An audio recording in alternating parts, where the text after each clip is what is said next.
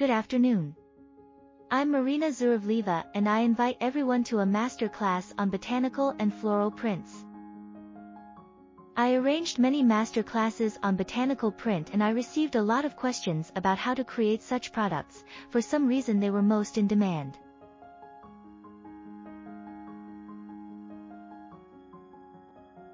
I decided to make this master class. The technique is very simple because you only need fabric, leaves and a single dye.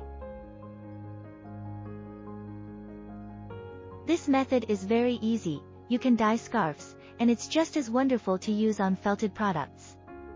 Imagine the wonderful tops and dresses you can make.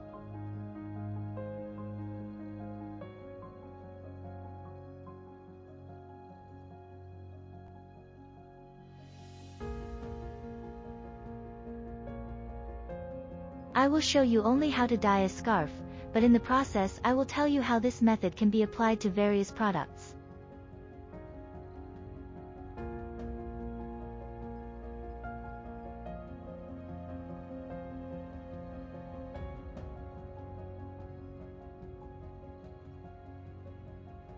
Now let's talk about the materials and tools we need.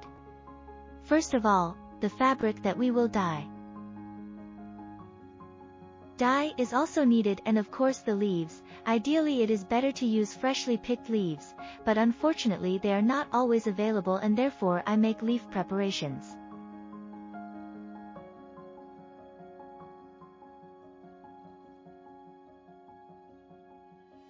If you can pick fresh leaves now, put them in a plastic bag, literally spray a drop of water there, tie the bag up and put it in the refrigerator.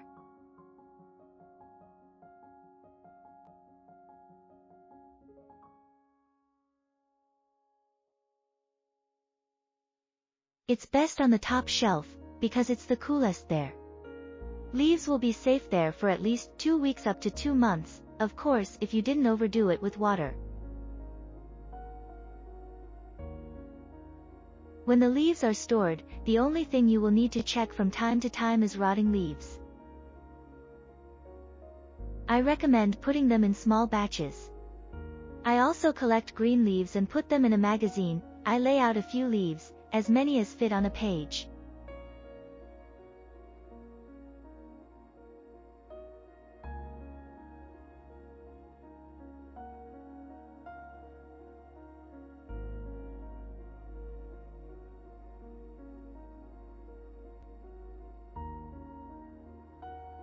Of course, you need to straighten everything, because all the creases will remain.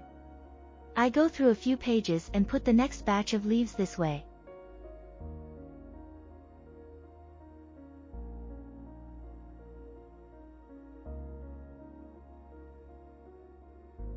Usually I put it on the balcony, my leaves do not get moldy in there. They need to be shifted, that is, every 3 to 4 days you take out partially dried leaves and put them in another paper. I think 2 or 3 times will be enough.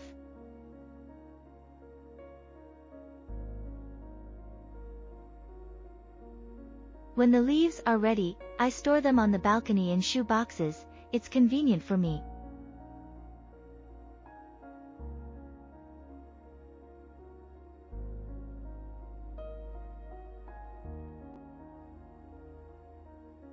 I make these bags according to the size of the box and in each compartment I have a certain type of leaves.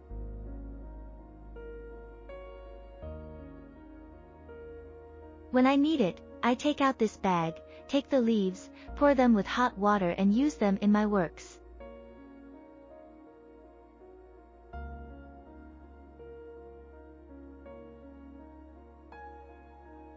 Next method is when you can go and collect already yellowed leaves from the trees.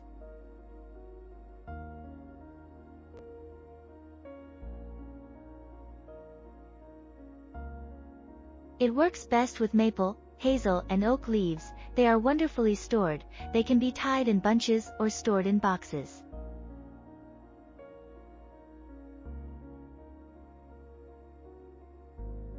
The leaves that I collected last autumn, they absolutely did not change their qualities. You can use them anytime.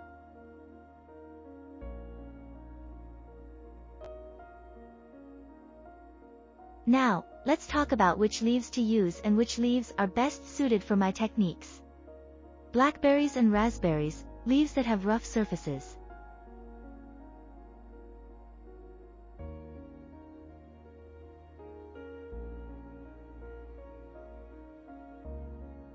Oak leaves, maple leaves, fern leaves, and it's also very good to use leaves that have already begun to rot.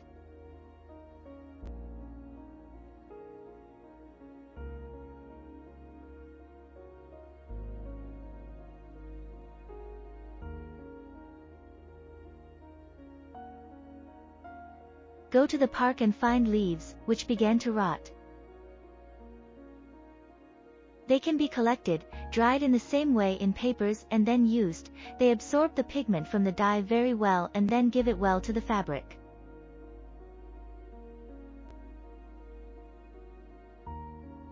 And one more thing, I saw the recommendations that you can prepare the leaves by putting them in the freezer. Unfortunately for my techniques this method will not work.